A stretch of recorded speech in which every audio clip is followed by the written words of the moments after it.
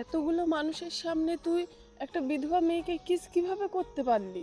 আমার মান সম্মান সব শেষ করে দিলি। তোর মতন কুলাঙ্গার যে ঘরে আছে তার জীবনে আর সুখ নামে কোনো কিছু দেখা লাগবে না। আপনি কি চুপ করে থাকবেন? আমি আবারও বলছি, ওই ছেলে যদি আপনার হাত আর একবার ধরে আমি ভেঙে ফেলবো। ফালতু ছেলে, ওর হবু বর ওর হাত ধরতে পারে, তোর এখানে কি সমস্যা? এই রাহেলা, তোমার ছেলেকে সামলাও। আমার আর মান সম্মান খেতে না করো। এইখান থেকে চল। তুই আমার চাকরিটাই খেয়ে দিলি। বস আমার চাকরি রাখবে কিনা আল্লাহ ভালো জানে। আয়ানের আপু টেনে নিয়ে যেতে নিলে আয়ান বলে উঠল, আপনি কি আমাকে সত্যি চিনতে পারছেন না নাকি? আপনি আমাকে চেনেন আর না চেনেন, আপনি এই ছেলেকে কখনোই বিয়ে করতে পারবেন না। এইসব নাটক বন্ধ করেন। রায়হান সাহেব, আপনার ছেলে নিজের লিমিট ক্রস করে ফেলেছে। রেগে নদীর আব্বু গার্ড ইশারা করলে আয়নকে ধরে গার্ডরা মারতে লাগলো। আয়নের আব্বু আম্মু নদীর আব্বু আম্মুর কাছে ক্ষমা চাইতে লাগলো। আয়নের ঠোঁট কেটে রক্ত বের হতে দেখে নদী চিৎকার দিয়ে বলল, গার্ডস, প্লিজ স্টপ। নদীর চিৎকার শুনে গার্ডরা সবাই থেমে গেল। নদীর দিকে সবাই অবাক হয়ে তাকালো। নদী আয়নের দিকে এগিয়ে গিয়ে ওর ঠোঁটে রক্ত মুছিয়ে দিতে দিতে বলতে লাগলো, তুমি এখানে কি শুরু করছো? এখান থেকে চলে যাও। তুমি ছোট মানুষ, এসবের ভেতরে এসো না। আমি খুব তাড়াতাড়ি তোমার সাথে দেখা করব। এখান থেকে চলে যাও। নদীর কথা শুনে আয়ান হাত ধরে সরিয়ে দিয়ে বলল, আমাকে যতটা ছোট মনে করেন আমি অতটা ছোট না। আমার 18 বছর পড়ছে। তো আমার থেকে বড় হয়ে গেছো নাকি? আমি বিধবা। আমার কথা কি কানে ঢোকে না তোমার? আমার আর আপনার একটা পরিচয় আছে, ওইটাই আসল। এইসব বিধবা আমি মানি না। So funny. তুমি জানো তুমি কি বলছো? ওইটা একটা অ্যাক্সিডেন্ট। আমাকে আর ওই ছেলেকে দেখছো? আমাদের কত সুন্দর মানাচ্ছে দেখো। নদী কথাগুলো বলে রনির পাশে দাঁড়ালো। রনির হাত ধরতেই আয়ান রাগী বলল, একদম বাজে দেখা যাচ্ছে। ওর হাত ছাড়েন, আমার রাগ হচ্ছে। এই নদী, তুই ওকে প্রশ্রয় কেন দিচ্ছিস? এই গার্ড, ওকে মেরে ঘাড় ধাক্কা দিয়ে বের করে দে। ওই যেন এইবারের আশেপাশে আসতে যেন ভয় পায়। আয়ান, এখান থেকে চল, তুই কিন্তু বেশি বেশি করছিস। আম্মু, হাত ছাড়ো। গার্ড এসে মারতে লাগলো। নদী বলে উঠল, মাইর না খেয়ে এখান থেকে চলে যাও। আয়ান মার খেতে খেতে পড়ে গেল। নদী হাত এগিয়ে দিল। নদী বলে উঠল, গার্ডস, থামেন। কি শুরু করছেন? একদম না, খুব সাহস আমার মেয়েকে স্পর্শ করে। স্যার, আমার ছেলে ছোট, বুঝতে পারে নাই। স্যার, আপনার পায়ে ধরি, ওকে ক্ষমা করে দেন। ওকে ছেড়ে দেন, ও মরে যাবে। আয়নের আব্বু পায়ে ধরতে যাবে, নদীর আব্বু ধাক্কা দিয়ে সরিয়ে দিল। নদী থামাতে বললে কেউ শুনল না। নদী রেগে সোজা আয়ানকে জড়িয়ে ধরল। নদীর শরীরে লাঠির বাড়ি পড়তে নদীর আম্মু চিৎকার দিয়ে উঠল। নদীর আব্বু থামতে বলল। নদী আয়ানকে জড়িয়ে ধরে বলল, কেউ ওর গায়ে হাত দিলে আগে আমাকে মারতে হবে। আয়ান, এই আয়ান, আমার দিকে তাকাও। তোমাকে বললাম চলে যাও। আমার কথা কানে কেন নাও না? আপনি যান। আপনি আমাকে চেনেন না, আমার জন্য কেন বাড়ি খাইলেন? আয়ান কথা বলে নদীকে সরিয়ে দিতে লাগলো। নদী জোর করে ওর দুই গাল দুই হাত দিয়ে ধরে বলল, আমার দিকে তাকাও, শান্ত হও। আমি কি বলি শোনো। কোনো কথা শুনবো না, ছাড়েন আমাকে। আপনি চেনেন না, চেনা আমাকে লাগবে না। আমি মাইর খাইতে নিয়েছি, খাইতে থাকি। আপনাকে নাক গলাতে বলছি আমি। যান, ওই ছেলের হাত ধরে নাচেন গিয়ে, দরকার পড়লে কিস করেন গা। আয়ানের পাগলামি দেখে নদীর রাগে শক্ত করে নিচের দিকে তাক করে ধমকে সুরে বলল, জাস্ট শাট আপ। কি যাতা বলছো? ওকে আমি কিস করব মানে? করেন গা, আমি কি না করছি নাকি? আর না করার কি? আমি তো হাত ধরতে না করলাম, তারপরও তো আপনি ওর হাত ধরলেন। ধরেন, যান, যা ইচ্ছে করেন গা। নদী হাত সরিয়ে দেওয়ার চেষ্টা করতে লাগলো। নদী ওর শাড়ির আঁচল মাথার উপর দিয়ে ওর ঠোঁটে কিস করে দিল। নদীর আব্বু আম্মু আয়নের আব্বু আম্মু অন্যদিকে তাকালে। নদীর আব্বু রেগে ফায়ার হতে লাগলো। রনি রেগে নদীর কাছে এসে হাত ধরতে যাবে, আয়ন সাথে সাথে হাত ধরে এক ঝটকায় সরিয়ে দিল। রনি রেগে বলল, নদী, কি হচ্ছে এসব? রনির চিৎকার শুনে নদীর সাথে সাথে আয়না ঠোঁট ছেড়ে দিয়ে শাড়ির আঁচল সরিয়ে দিয়ে রনির দিকে তাকালো। রনির আগে চোখ লাল হয়ে গেল। আয়ান বলে ওঠে, পরে কথা বলি তোমার সাথে। আমার হাজব্যান্ড রাগ করছে, ওর রাগ ভাঙিয়ে নেই। নদীর কথা শুনে সবাই চমকে উঠল। সবাই অবাক চোখে তাকালো। রনি কিছু রেগে বলতে যাবে, তখনই নদী ইশারা করে চুপ থাকতে বলে। আয়নের দিকে তাকিয়ে বলল, রাগ কমছে নাকি আরো লাগবে? জানি না, আপনি জানতো। থাপ্পড় মারবো নাকি? রক্ত পড়ছে, চলো আমার সাথে। যাব না, বাপ এসে মারে আর মেয়ে এসে আদর দেখায়। কে জানে আপনি পাকনা হয়ে গেছেন। এইসব পাকনামি আমার সামনে চলবে না। আর এত বছর পর মনে পড়ছে আমাকে চেনার কথা। মিস করছি, বাট আপনি কোথায় সেটা কে জানে। কেমনে মিস করলে? জানি না, হুট করে একদিন আপনাকে স্বপ্নে দেখি, তারপর থেকে আস্তে আস্তে আপনাকে নিয়ে ভাবতে থাকি। আর স্বামী স্ত্রী ব্যাপার গল্পগুলো পড়তে পড়তে আপনার প্রতি ভালোবাসা তৈরি হয়েছে। পাঠ্য বই পড়ার নাম নাই, এসেছে বই পড়তে। কার বই পড়েন শুনি? সাইমা ইসলাম হ্যাপি গল্পগুলো শুনি। ওনার গল্পগুলো আমার ভালো লাগে। ওনার গল্প শুনলে আমার আপনার কথা মনে পড়ে। সেই আবার কে? চিনবেন না, ওইসব রাখেন। আপনি আমাকে মেনে নিবেন নাকি না? ও, আপনি তো দেখি আমার আব্বুর বসের মেয়ে, কোটিপতি। আমার সাথে তো কোনো সম্পর্ক রাখা তো দূর, প্রশ্নই আসে না। কিন্তু আমিও পড়াশোনা করে একদিন বড় বিজনেসম্যান হব, যদি আপনি আমার পাশে থাকেন। আয়ানের কথা শুনে নদী ফুলকুচকে তাকিয়ে বলল, আমি মেনে নিলে পড়াশোনায় মনোযোগ দিবে? আর কোনো দুষ্টুমি ফাজলামি করবে না? আপনি থাকলে আমি কোনো দুষ্টমি ফাইজলামি করব না।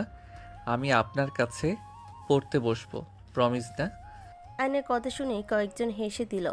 নদীর আগে লোক নিয়ে তাকিয়ে বলল, ওই যে শুরু হয়েছে ফাজলামি। প্রমিস না মানে কি? না মানে অল্প অল্প দুষ্টুমি করব, বেশি না। আচ্ছা শোনো, আমি তোমাকে মেনে নিব তুমি ভালো করে পড়াশোনা করলে। আর মাথায় রেখো আমি কিন্তু বিধবা। আপনি আমার বউ, এখন কোনো বিধবা না। আপনি আয়ান তালুকদারের বউ।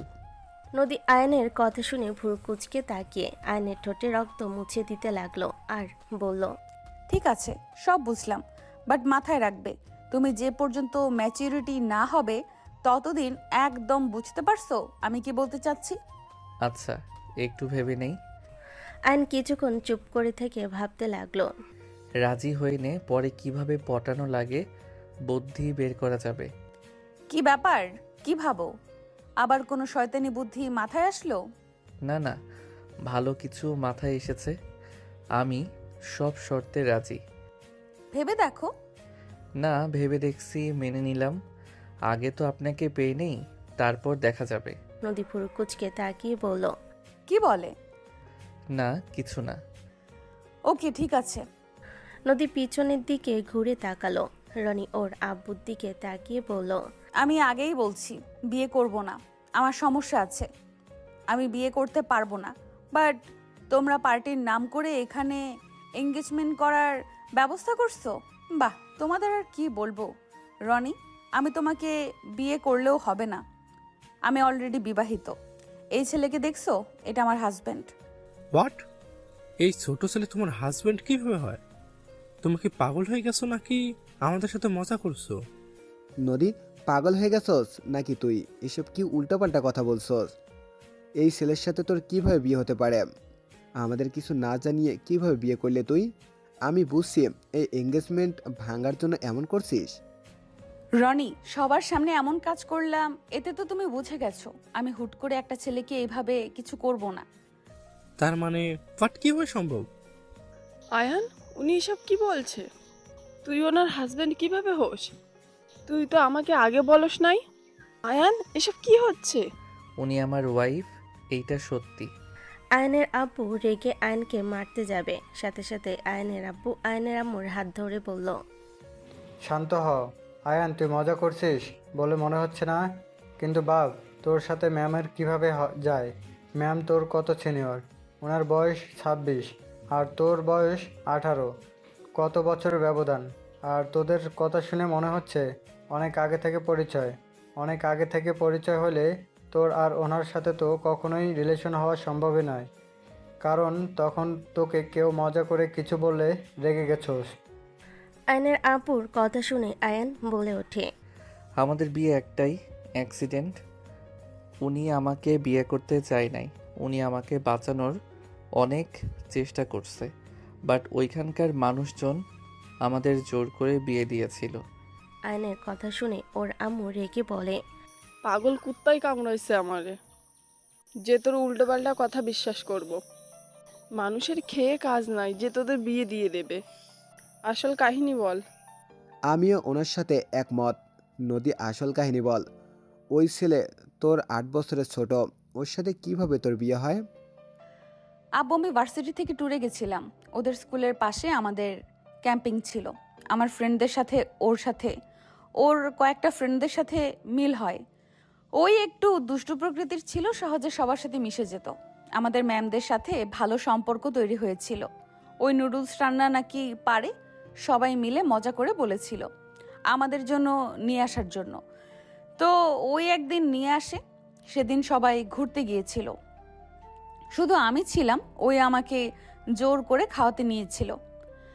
আমি মজা করছিলাম, পেছন থেকে কেউ পিক তুলে এমনভাবে তুলেছে দেখে মনে হয়েছিল আমরা উল্টাপাল্টা কাজ করছি। মেম্বারকে জানালে সবাই এসে জোর করে বিয়ে দিয়ে দেয়। তুই আগে কেন বলস নাই?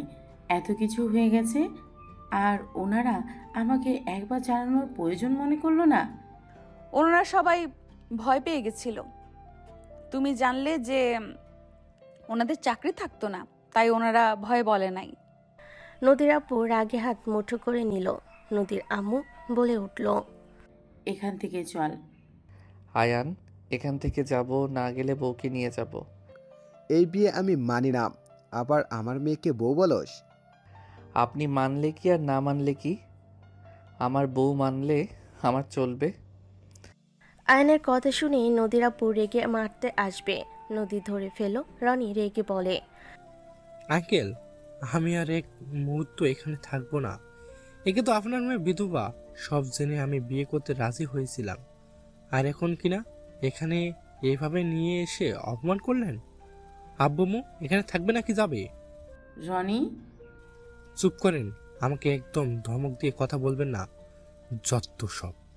আম্মু দাঁড়িয়ে থাকবে নাকি যাবে? বোন, তোর মেয়ে যে নাটক করলো, সত্যি কিছু বলার নেই। আমাদের এভাবে অপমান না করলেও পারতি। আমার ছেলে তোর বিধবাকে বিয়ে করতে চাইছিল, এইটাই তোদের সৌভাগ্য। আর সেখানে তোর মেয়ে কিনা, সি, তোর মেয়ে আসলে খারাপ। ওই যেখানে যায় সেখানে ঝামেলা হয়। জামাইকে 2 বছরে খেয়ে ফেললো, আবার এক জায়গায় গেছে ওই পিচ্চি ছেলেটার জীবন নষ্ট করে দিল। ভাগ্য ভালো আমার ছেলের সাথে বিয়ে হয় নাই, বিয়ে হইলে আমার ছেলে খাইতো। নদীর চোখে পানি দেখে আয়ন রাগে বলে উঠল, জোকার মার্কা ছেলেকে নিয়ে এসে আবার বড় বড় কথা। আমার বউয়ের নখের যোগ্য না, এসেছে আবার বিয়ে করতে। যে না ছেলে নাম রাখছে পিয়ারা। আয়নের কথা শুনে সবাই পিছনের দিকে তাকালো। রনি রেগে মারতে আসতে লাগলো। আয়নের আম্মু বলে উঠল, আয়ান চুপ কর, ওনার ব্যাপারে নাক গলাবি না। কিসের চুপ থাকবো? আমার বউকে অপমান করবে এই কালনাগিনী আন্টি, আর আমি চুপ করে থাকবো নাকি? আয়নের কথা শুনে কয়েকজন মিটিমিটি হাসতে লাগলো। রনি রেগে আয়ানকে মারতে যাবে। আয়ান সাইড কেটে সোজা পায়ের পিছনে মেরে বসিয়ে দিল। সবার চোখ বড় বড় হয়ে গেল। রনি রেগে বলল, তোকে আমি মেরে ফেলবো। তোর এত বড় সাহস, আমাকে মারোস? এই চুপ থাকেন কালনাগিনীর পোলা। আয়ান, বেয়াদবির লিমিট ক্রস করিস না। ওনাদের কাছে ক্ষমা চা। চাইবো না। আমি কেন ক্ষমা চাইবো? আমার বউকে অপমান করবে আর আমি তাদের কাছে ক্ষমা চাইবো? এইটা কখনোই সম্ভব না। বেয়াদব ছেলে, তোর এত বড় সাহস, আমাকে কালনাগিনী বলস, আবার আমার ছেলেকে মারস। এই তোরা তাকিয়ে কি দেখছস? ওই পিচ্চিকে মার। কয়েকজন ছেলে এগিয়ে আসতে নিলে নদী সোজা আয়ানের সামনে গিয়ে দুহাত দিয়ে দুদিকে থামানোর জন্য বলল, খালামুনি, অতিরিক্ত বুঝবেন না। কেউ যদি ওর গায়ে হাত তোলো আমি তাকে ছাড়বো না। আয়নের কথা শুনে নদী মুগ্ধ হয়ে গেল। আয়ান নদীর কোমর ধরে সাইডে রেখে বলল, বউ সাইডে থাকেন, এখন দেখি কে মারে আমাকে। আয়ান নদীকে সরিয়ে দিল। আয়ন ছেলেগুলোর সাথে মারামারি করতে লাগলো। নদী ঠেকাতে যাবে, আয়নের আম্মু হাত ধরলে নদী তাকিয়ে বলল, আন্টি আমার হাত ছাড়েন, ওকে মেরে ফেলবে ওরা। এখানে দাঁড়াও। আয়নের আব্বু, কিছু বলো। বৌমার সম্মানের ব্যাপার, সবগুলোকে মেরে ফেলে রাখ, বাকিটা আমি দেখে নেব। নদীর আব্বু আম্মু নদী অবাক হয়ে তাকালো। আয়ন এক এক করে মেরে মাটিতে বসিয়ে দিল। সবার চোখ ছানা বড়া হয়ে গেল। আয়ন খালামণির কাছে গিয়ে বলল, আমার বউয়ের নামে বদনাম করলে মুখে কথা বলার অবস্থায় থাকবে না। আয়ন কথাগুলো বলে চলে যেতে লাগলো। নদী আয়নের কাছে এসে বলল, অনেক শক্তি হয়েছে দেখছি, তা ওদের হাতে কেন মার খাইলে? আব্বু ছিল তাই। আঙ্কেল ছিল জন্য। ওর আব্বু ওকে মারামারি করতে নিষেধ করেছিল, যার কারণে ও মারামারির ভিতরে যায় না। মারামারি শিখা লাগবে না, চলো বাসার ভেতরে, তোমার ক্ষত স্থানগুলো ব্যান্ডেজ করে দেই। না, যাব না। আঙ্কেল আন্টি আমাকে মেনে নেয় নাই। ওনারা যেহেতু আমার আব্বুর বস হয় তাই সেই খেতে দূরে থাকা ভালো। বাট আপনি আমার স্ত্রী, আপনি আমার সাথে চলেন। আমি যেতে পারবো না, আমার অফিস এখান থেকে কাছে, আর গুরুত্বপূর্ণ সবকিছু এখানে তোমার বাসায় যাওয়া সম্ভব না। তুমি এখানে থেকে যাও। আয়নের ফোন বেজে উঠল। আয়ন বলে ওঠে, আমি এখন বের হব। কোথায় যাবে? ভেতরে চলো। না, রাকিব সাব্বির আসছে, ওদের নিয়ে আসতে যাব। রকি সাব্বির এখন কোথায় থাকে? ওইখানে ছিল 3 দিন আগে আমার সাথে ভার্সিটিতে ভর্তি হয়েছে। এখন 3 জন হোস্টেলে থাকবো। কোন ভার্সিটিতে ভর্তি হয়েছো? আপনাদের। আমাদের ভার্সিটিতে? ওকে থাকেন, আর আব্বু আম্মু বাসায় যাও, আমি হোস্টেলে চলে যাব। আর হ্যাঁ, আমি এখান থেকে যাওয়ার পর আমার বাপ মাকে কেউ অপমান করলে তার কপালে দুঃখ আছে। আয়ন নদীর কপালে চুমু দিয়ে দৌড়ে চলে গেল। নদী কিছুটা লজ্জা বোধ করলো। নদী আয়নের আব্বু আম্মুর দিকে তাকিয়ে বলল, uncle aunty, I am sorry, আমার জন্য আপনাদের অপমানিত হতে হইল। ম্যাম, সরি বললেন না? এখানে আপনার দোষ নাই, আমার ছেলেটাই ঝামেলা তৈরি করে সব জায়গায়। বিয়াই, আপনার ছেলে ঝামেলা করলেও আমি আপনার ছেলেকে মেয়ের জামাই হিসেবে মেনে নিয়েছি। আমার মেয়ের জন্য একদম পারফেক্ট। কি যাতা বলছ? ঠিক বলেছি। আমি চেয়েছি আমার মেয়ের লাইফ এমন কেউ আসুক যে আমার মেয়ের বিপদে আপদে পাশে থাকবে। আমার বোন এতগুলো কথা বলল, এখানে এতগুলো মানুষ, একজন মানুষও প্রতিবাদ করে নাই।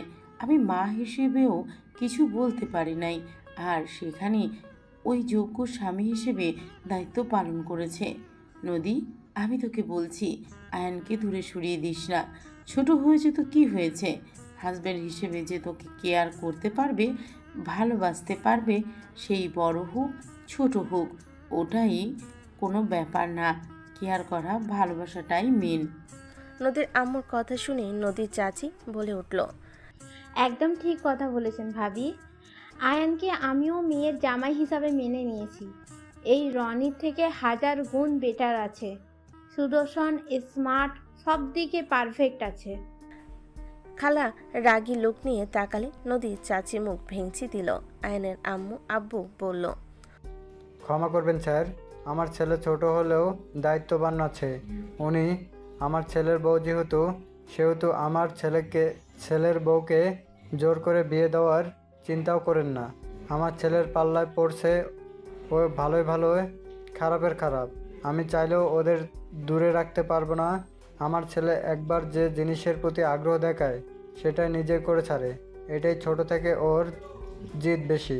বৌমা, ভালো থেকো। দুজন সালাম দিয়ে চলে গেল। এইদিকে আয়নুর বন্ধুদের সাথে কুশল বিনিময় করলো। রাকিব বলে ওঠে, এই অবস্থা কেন তোর? তোকে কে মেরেছে? ওই অনেক বড় কাহিনী। বাইকে উঠে 2 জন। দুজন বাইকের ওপর উঠল। রাকিব বললে উঠল, তুই তো তোর আব্বু আম্মুর সাথে বসের পার্টিতে গেছিল। তা কি এমন হলো যে এমন অবস্থা হলো? ভাই, ওইখানে গিয়ে আমার অনেক বড় লাভ হয়েছে। যেতে চাচ্ছিলাম না, জোর করে আব্বু নিয়ে গেল। গিয়ে ভালোই হয়েছে। আব্বুর বসের মেয়ে নদী। আয়নের কথা শুনে সবাই চমকে উঠল। আয়ন সব খুলে বলতে বলতে হোস্টেলে চলে আসলো। তিনজন বাসার ভিতরে গেল। দুজন লাগেজ রেখে বলল, হে হে, তাই বলে নদী আপু সবার সামনে তোকে কিস করলো? আহা, কি রোমান্টিক সিন। ধুর, মজা নিবি না? যাই হোক, কি খাবি বল, অর্ডার দেই। ওকে, হাসবো না, যা বিরিয়ানি। এখানে তেহেরিটা বেশি মজা, ওইটা অর্ডার দেই। ওকে। আয়ন অর্ডার দিয়ে দিল। রাকিব সাব্বির ফ্রেশ হয়ে খাটে বসলো। আয়ন ওয়াশরুমে গিয়ে গোসল করে আসলো। রাকিব বলে ওঠে, ভালো মার দিয়েছে তোকে। মজা নিচ্ছিস? আরে না, আচ্ছা ফার্স্ট বক্স আছে নাকি? আছে, ওয়েট। আয়ন বের করে দিলে সাব্বির আর রাকিব মিলে আয়নকে ব্যান্ডেজ করে দিতে লাগলো আর মুভ লাগিয়ে দিতে লাগলো। 5 দিন পর আয়ন রাকিব সাব্বির কথা বলতে বলতে ভার্সিটির যেতে লাগলো। হুট করে আয়নের সামনে একজন বাইক থামালো। আয়ন রাকিব সাব্বির ভুরু কুচকে তাকালো। হেলমেট খুললে আয়ন বলল, দ্যাট, এভাবে কেউ বাইক থামায়? আর একটু হইলে লেগে যেত। 5 দিন আমি যে ভার্সিটিতে আসি নাই, তোর কোনো খোঁজ খবর নাই? তুই নাকি নতুন বন্ধু পাইছস, আমাদের পাত্তা দেওয়ার সময় পাস নাই? নতুন না, আমার স্কুল ফ্রেন্ড। ও, তুই তো বলছিলি ওরা এখানে ভর্তি হবে। হাই। আসসালামু আলাইকুম। ওয়ালাইকুম আসসালাম। এই তোর বন্ধুদের নিয়ে চল। যাব। আম্মু আব্বুর বিবাহবার্ষিকী, আমি ওনাদের সারপ্রাইজ দিব। আমাকে সাহায্য করা লাগবে, আমি একা সব করতে পারবো না। আর আম্মু তোকে দেখলে খুশিই হবে। আচ্ছা, বাকিরা আসবে নাকি? তুই তাহলে তোর বন্ধুদের নিয়ে আয়। তুই যা। আর সব কিনতে হবে নাকি কাউকে দায়িত্ব দিয়েছ? ওদের দায়িত্ব দিয়েছি, তোরা শুধু সাজিয়ে দিতে হেল্প করবি। ও আচ্ছা। তুলি চলে গেল। আয়ন রাকিব সাব্বির চলে গেল। তিনজন ভাড়া বাসায় গিয়ে গোসল করে খাবার খেয়ে বাইক নিয়ে বের হয়ে গেল। তিনজন বাসার ভিতরে গিয়ে বাইক থামাতে আয়নের বাকি ফ্রেন্ডরা আসলো। আয়ন দুইজনকে সবার সাথে পরিচয় করিয়ে দিল। সবাই মিলে সোজা বাসার ছাদে চলে গেল। সবার সাথে মিলে তিনজন সাহায্য করতে লাগলো। 8টার দিকে সবাই ক্লান্ত হয়ে পড়ল। আয়ান বলে উঠল, ওই বেডি ঠান্ডা কিছু খাওয়া, গলা শুকিয়ে গেছে। তুই আয়, আর বাকিরা থাক, তোদের দেখলে আম্মু সন্দেহ করবে। দোস্ত, আমি আসি। আয়। তিনজন কথা বলতে বলতে নিচে যেতে লাগলো। তিনজন নিচে নামতেই তুলির আম্মু বলল, আরে আয়ান, তুমি? তুলির আম্মুর কথা শুনে সবাই আয়ানের দিকে তাকালো। আয়ান সামনের দিকে তাকাতেই চমকে গেল। আয়ান হাসি মুখে বলল, আসসালামু আলাইকুম আন্টি, কেমন আছেন? ওয়ালাইকুম আসসালাম, ভালো। তুমি কেমন আছো? আর কখন এসেছো? তুলি তো কিছু বললো না আমাকে। আমি বলতে না করছিলাম, আন্টি অনেক গলা শুকিয়ে গেছে, ঠান্ডা কিছু খেয়ে আসি। আচ্ছা যাও। এই ছেলে তোমাদের নতুন ফ্রেন্ড নাকি? জি। রাকিব সালাম দিলে তুলির আম্মু সালামের উত্তর নিল। আয়ান নদীর আব্বু আম্মুর দিকে তাকিয়ে থেকে রান্নাঘরে গেল। তিনজন। নদীর আম্মু বলে উঠল, আফা, এই ছেলেকে চেনেন? হ্যাঁ, তুলির ফ্রেন্ড, অনেক ভালো একটাই ছেলে। ও আচ্ছা। আয়ান রাকিব তুলি দুষ্টামি করতে করতে রান্নাঘর থেকে বের হইলে আয়ান বলে ওঠে, আন্টি, আপনার মেয়ে আমার কি অবস্থা করে দিল। আয়ানের কথা শুনে তুলির আম্মু হেসে দিল। তুলির আম্মু বলে ওঠে, আয়ানকে এভাবে ভিজিয়ে দিছস কেন? আম্মু আমাকে আগে দিয়েছে, আমি স্পিড খাচ্ছিলাম, ওই বোতল নিচে ধরে আমাকে আর রাকিবকে ভিজিয়ে দিয়েছে। ইয়ে মানে আন্টি, আমি কিছু করি নাই, আমাকে একটু দিচ্ছে না দুইজন, তাই আর কি। মিথ্যা বলিস না। তুলির আম্মু হাসতে লাগলো। আয়ান তুলির ওড়না দিয়ে মুছে দৌড়ে চলে গেল। 10টার দিকে আয়ান রাকিব সাব্বির তিনজন রেডি হয়ে গিফট নিয়ে আসলো। আয়ান সাব্বির রাকিব ছাদে উঠে সোজা তুলির আব্বু আম্মুকে অভিনন্দন জানিয়ে গিফট দিয়ে বলল, আমার তরফ থেকে ছোট gift. Thank you so much এত সুন্দর করে সাজিয়ে দেওয়ার জন্য। আমি একটু বুঝেছিলাম দুষ্টুগুলো কোনো কিছু করছে। সবাই হেসে দিল। আয়নের গালে হাত বুলিয়ে দিল। আয়ান সাইডে তাকাতেই আয়ান কিছু বলার আগেই রাকিব সাব্বির নদীর সামনে গিয়ে বলল, আসসালামু আলাইকুম।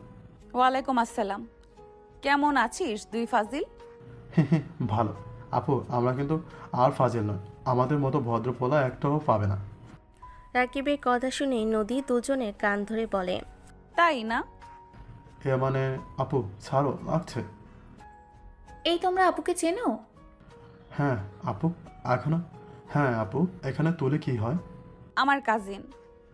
ও আচ্ছা। আচ্ছা সবাই চলো আম্মু আব্বুর সামনে। তুলির কথাই সবাই গিয়ে কেকের পাশে দাঁড়িয়ে গেল। আয়ন নদীর দিকে তাকিয়ে থাকতে লাগলো। নদীর চোখ পড়তে আয়ন চোখ মারল।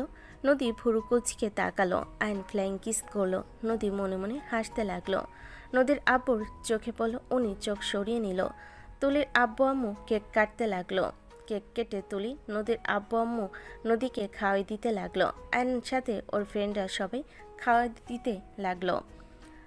আয়নের সব বন্ধুরা দুষ্টামি করে কেক একে অপরের গালে লাগিয়ে দিতে লাগলো। সবাই মজা করতে লাগলো। হুট করে একটা ফ্রেন্ড নদীর গালে দিতে যাবে, সাথে সাথে আয়ন হাত ধরে বলল, দূরে যা, ওনাকে ধরবি না। আয়নের কথা শুনে ওর ফ্রেন্ডরা বলল, সবাই তো সবাইকে দিচ্ছে, আপুকে দিতে দে, হাত সরা। দূরে থাকতে বলছি না, দূরে যা। আমার রাগ তুললে ছাদ থেকে ফেলে দিব। আয়নের কথা শুনে ভয়ে চলে গেল। সবাই নদীকে দিতে আসলে আয়ন নদীকে প্রোটেকশন দিতে লাগলো। সবাই নদীকে না দিতে পেরে আয়নের সারা মুখ দিয়ে ভরিয়ে দিতে লাগলো। সবাই মজা শেষ করে সবাই মুখ ধুইতে চলে গেল। খাবার খেতে সবাই নিচে গেল। তুলি আয়নকে বলল, শালা তুই কি আমার বোনের উপরে ক্রাশ খাইছস নাকি? লাভ নাই, আপুকে পটাতে পারবি না কখনোই। তাই নাকি? পটিয়ে নিব তোকে, অত ভাবা লাগবে না। পারলে কর যা। ওকে থাক, এখন প্রপোজ করি। আয়ন একটা গোলাপ নিয়ে সোজা নদীর পিছনে দাঁড়িয়ে নদীর কাঁধে হাত দিয়ে নদীকে ঘুরিয়ে কিছু বলবে, তখনই আয়ন হাঁটু গেড়ে বসে বলল, ভিড়ের মাঝে তুমি আলাদা, একটু অন্যরকম আলো। তোমায় দেখলেই মনটা কেন জানি ভালো লাগে। আজ সবার সামনে একটা কথা বলি সত্য করে, তুমি কি আমার ক্রাশ হয়ে থাকবে জীবনের পথে পথে? আয়নের কথা শুনে সবাই অবাক হয়ে গেল। নদী লজ্জা পেয়ে গেল।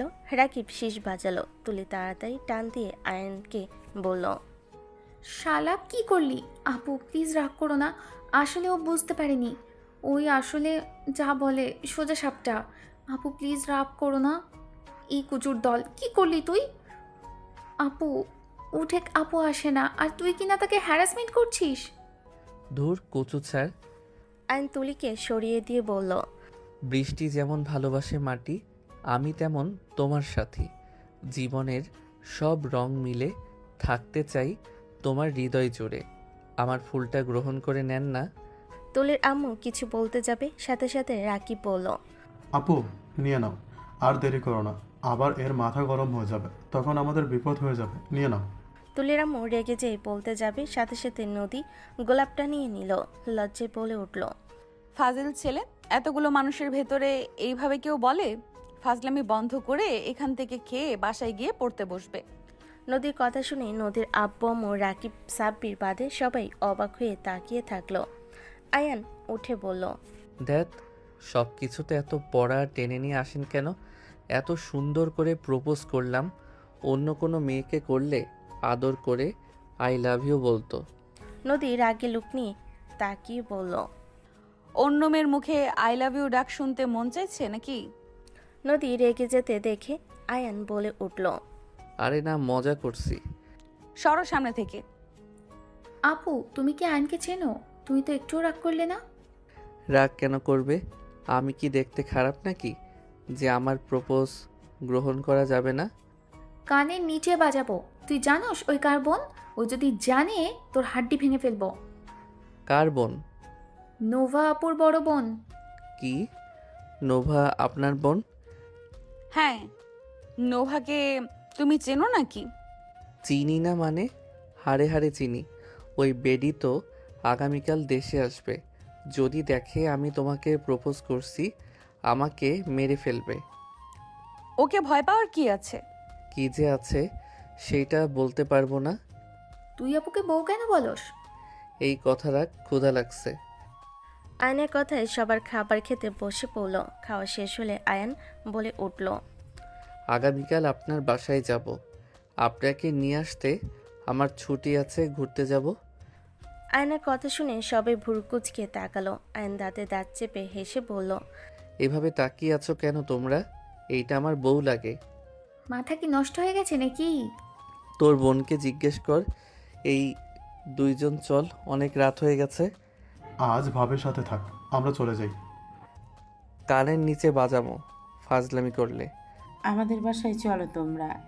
আয়ন অবাক হয়ে তাকিয়ে বলল। আয়ন খুশি হয়ে বলল, আন্টি আপনি বলতেছেন কি যেন বলেন? আমার মনে হয় ভুল শুনলাম। ফাজিল, যা শুনছো ঠিক শুনছো।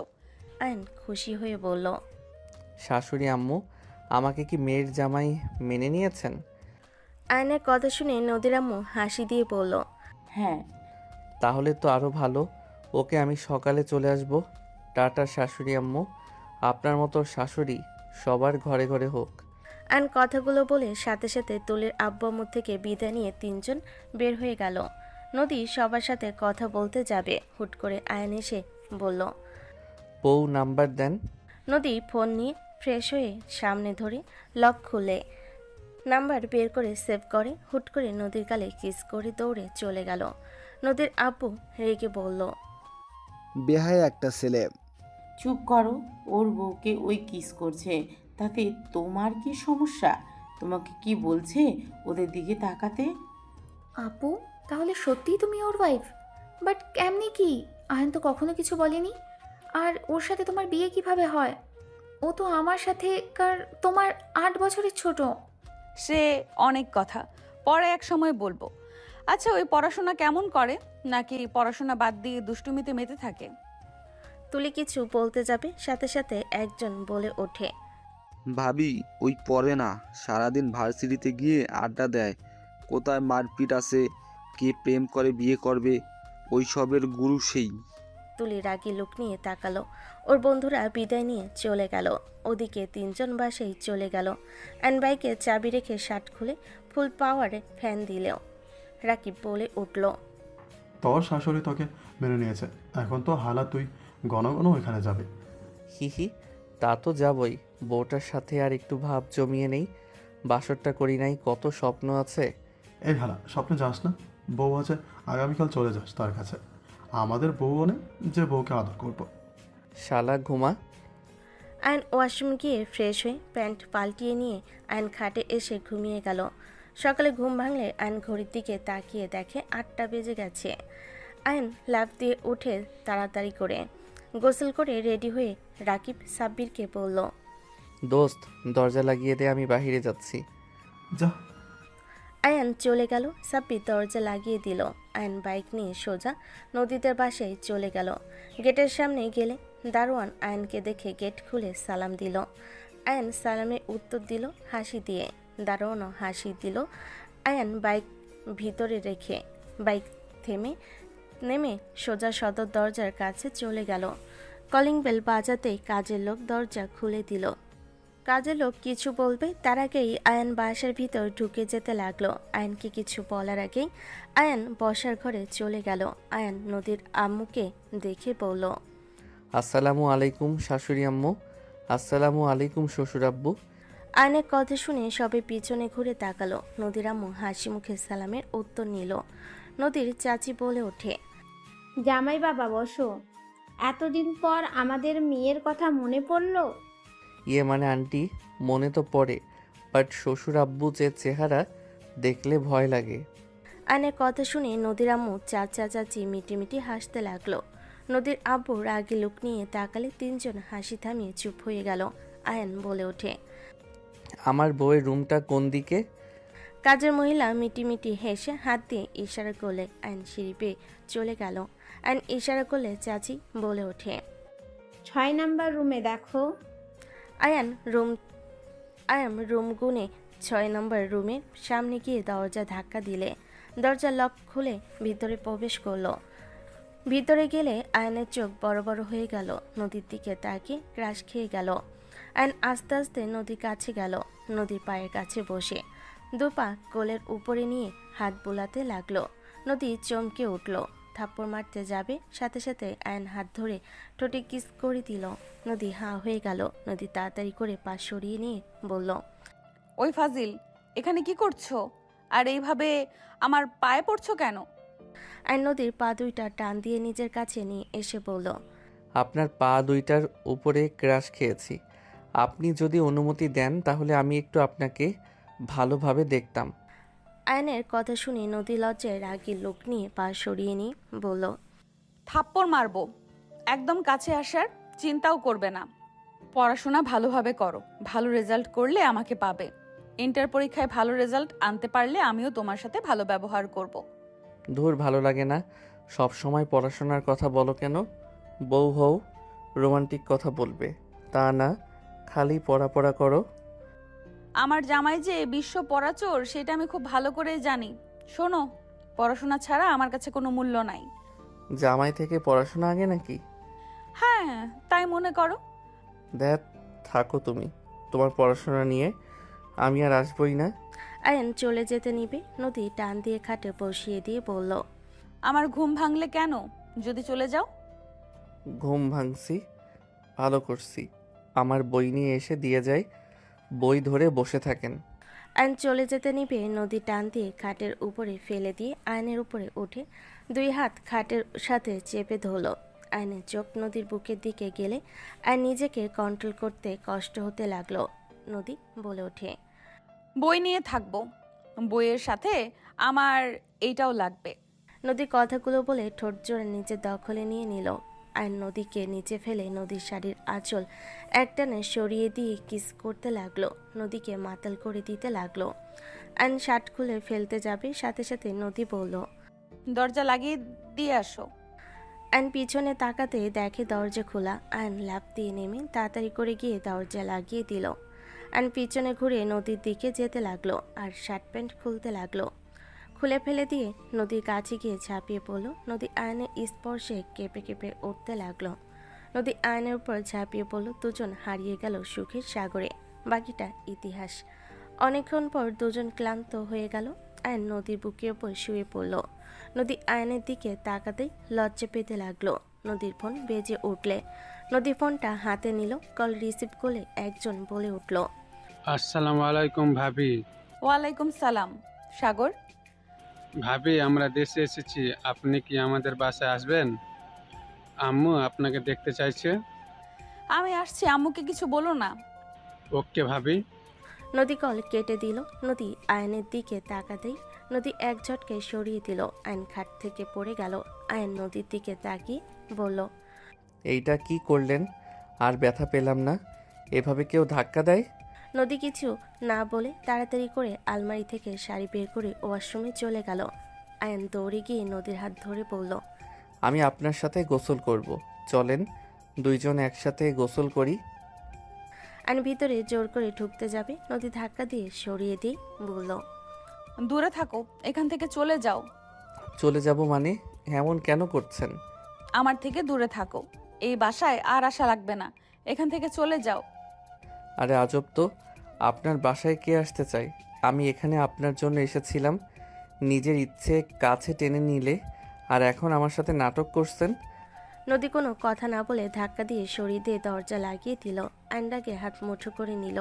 নদী গোসল করে বের হইলে আয়ন বলে ওঠে, আপনি আমার সাথে ওই রকম ব্যবহার কেন করলেন? তুমি এখনো যাও নাই কেন? আপনার থেকে জবাব শোনার জন্য বসে আছি। আপনি আমার সাথে এমন ব্যবহার কেন করছেন? আয়ান, আমার পক্ষে তোমার ওয়াইফ হয়ে থাকা সম্ভব না। তুমি এখান থেকে চলে যাও, আমি তোমাকে মেনে নিতে পারবো না। মানে কি? এতক্ষণ সব ঠিক ছিল, একটা কল আসার পর আপনি এমন ব্যবহার কেন করছেন? আপনাকে কে কল দিয়েছিল?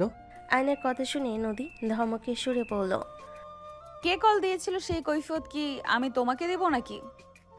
আমাকে কৈফিয়ত দিতে হবে না। আপনি যে ব্যবহার করছেন এইটা আমি মেনে নিতে পারছি না। তোমাকে মেনে নিতে কি বলছি নাকি? তুমি এখান থেকে যাও। আর শোনো, আমি খুব তাড়াতাড়ি তোমাকে ডিভোর্স পেপার পাঠিয়ে দিব। আমি আমার হাজবেন্ডের হয়ে থাকতে চাই সারা জীবন। আমি আমার লাইফে আর কাউকে নিয়ে আসতে চাই না। নদীর কথা শুনে আয়ন যেন থমকে গেল। আয়নের বুকের ভিতরে কেঁপে উঠল। আয়ন নদীর কাছে গিয়ে ওর গালে হাত রেখে বলল, তুমি আমার চোখের দিকে তাকাও। তুমি কেন এমন করছো? আমি কি তোমাকে আঘাত করেছি? আমার কোনো ব্যবহারে কষ্ট পেয়ে থাকলে আমাকে বলো, আমি তোমার কাছে ক্ষমা চাচ্ছি। আয়নের চোখে পানি টলমল করতে লাগলো। নদী আয়নের হাত সরিয়ে দিয়ে রেডি হতে হতে বলল, আয়ান, আমি আমার হাজব্যান্ডকে ভালোবেসে বিয়ে করেছিলাম। আমি তার স্মৃতি নিয়ে থাকতে চাইছিলাম, কিন্তু হুট করে তুমি আমার লাইফে চলে এসেছো। আমি তোমাকে ভালোবাসতে পারবো না। আমি তোমার সাথে শারীরিক সম্পর্ক করছি। আমি তোমার সাথে আমি তোমার মাঝে আমার স্বামীকে দেখতে পাইছিলাম। প্রথমে আমি তোমাকে ভেবে কথা বলে হুট করে তোমাকে আমার হাজব্যান্ড মনে করে যা করছি বুঝতে পারছো। আমার দেবর কল দেওয়ার পর আমার ভাবনার জগৎ থেকে বের হয়েছি। আমার মাঝে মাঝে হ্যালুসিনেশন হয়। নদী আর কিছু বলতে যাবে, আয়না সহ্য করতে না পেরে হাত থামিয়ে দিয়ে বলল, ব্যস্ত, আর কিছু শোনার কোনো ইচ্ছে আর আমার নাই। আমার যা বোঝার বুঝে গেছি। আয়ন কথাগুলো বলে শার্ট পরে সোজা রুম থেকে বের হয়ে গেল। নিচে গেলে সবাই আয়নের দিকে তাকিয়ে কিছু বলতে যাবে, সাথে নোভা বলে উঠল, আয়ান, তুই এখানে? ওই, তুই কি আমাকে ফলো করে এসছিস নাকি? আয়ন নোভার কথা পাত্তা না দিয়ে চলে যেতে নিল। নদীর আম্মু বলল, আয়ান, কি ব্যাপার, এভাবে চলে যাচ্ছ কেন? নদীকে নিয়ে বের হবে না? আয়ান, কি ব্যাপার, এভাবে হনহন করে চলে যাচ্ছ কেন? চলে যাচ্ছে, যেতে দাও। এইভাবে ডাকার কি আছে? নদীর বাসা থেকে বের হয়ে গেল। নদীর আম্মু বলে উঠল, কি ব্যাপার আয়ান, কারো কোনো কথা না শুনে চলে গেল কেন? আর তুই কি ওর সাথে বের হচ্ছিস না? না, আমি আমার শ্বশুর বাড়িতে যাচ্ছি। আমার সাগর ওর ওয়াইফ আমার ননদ এসেছে। কি, আয়ান না তোকে নিয়ে আজ ঘুরতে যেতে চাইছে? সেখানে আয়ানের সাথে না গিয়ে ওইখানে কেন যাবি? গেলে রাতে যাস, ওর সাথে সময় কাটা। আমি ডিভোর্স নিব, তাই আমি ওর সাথে মিশতে চাই না। আর আব্বু আম্মু, আমি আমার মতো করে চলতে চাই। আর আমাকে কেউ আমার লাইফ নিয়ে কোনো প্যারা দিতে আসবে না। আমি কোনো বিয়ে শাদী করতে চাই না। নদী রেগে চলে গেল। নোভা ওর আব্বু আম্মুর দিকে তাকিয়ে বলল, তোমার মেয়ে এসব কি বলে গেল? আর আয়ানের সাথে ওর কিসের সম্পর্ক? আয়ানকে তোমরা কিভাবে চেনো? আয়ান নদীর হাজবেন্ড। হোয়াট? কেমনে সম্ভব? আপু আর আয়ানের বয়সের মধ্যে পার্থক্য, সেখানে ওরা হাজব্যান্ড ওয়াইফ কিভাবে হতে পারে? আর নদী আপু তো কখনোই বিয়ে করার কথা না। আর হলেও আমাকে তো একবার তোমরা জানালে না। আমি সব খুলে বলছি, তুই শান্ত হতো।